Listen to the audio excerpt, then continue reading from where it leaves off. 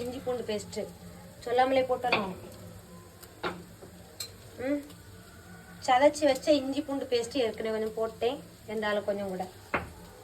அது நல்லா பச்சை வாசனை போக வதங்கணும். நல்லா வதக்கிட்டு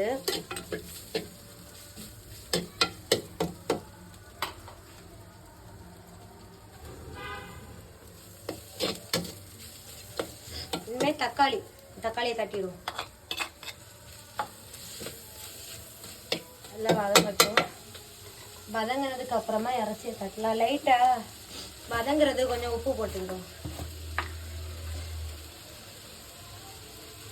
உப்பு போட்டா சீக்கிரம் வதங்கிடும். மசாலா போடுவோம். மஞ்சள் பொடி,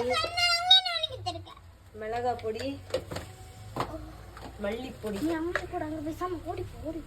அடுத்த நம்ம கிடைக்கும். அவன் எங்க நிக்கியா? அப்புறம் கரம் மசாலா. மக்களுங்க வா, சமைக்க அம்மையை ஹெல்ப் பண்ணு. மசாலா எங்க இருக்கு? அங்க அங்க. நீ தானே காட்டு தரணும். சிக்கன் மசாலா. ஏன் வா, நீயும் வா.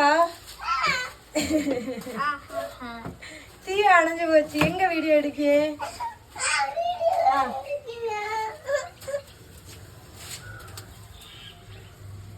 ரெண்டு பேரும் வந்துட்டாலும் சிக்கன் மசாலா சேர்த்தாச்சா? இனி என்ன கரண்டி எடுத்து கிண்டணும் மசாலா எல்லாத்தையும். தூக்கி அங்க வைக்கணுமா போல. அம்மாக்கு எம்மணி எம்மணி எம்மணி கீழே விழுந்துடாத. காலை ரெண்டு பக்கமும் போட்டு உட்காரு. மசாலா எல்லாம் போட்டு கிண்டி நல்லா பச்சை வாசனை போகணும். ஆமா.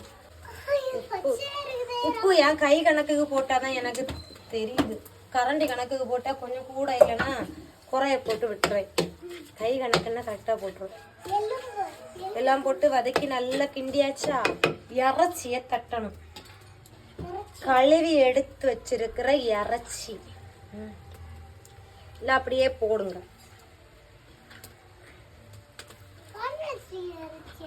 கழுவி வச்சிருக்கிற மசாலா இறைச்சி எல்லாத்தையும் குழப்பி விடணும். குழப்பி கிண்டி எடுத்து கலந்து விடணும். இனி கொஞ்சம் தண்ணி விடணும்.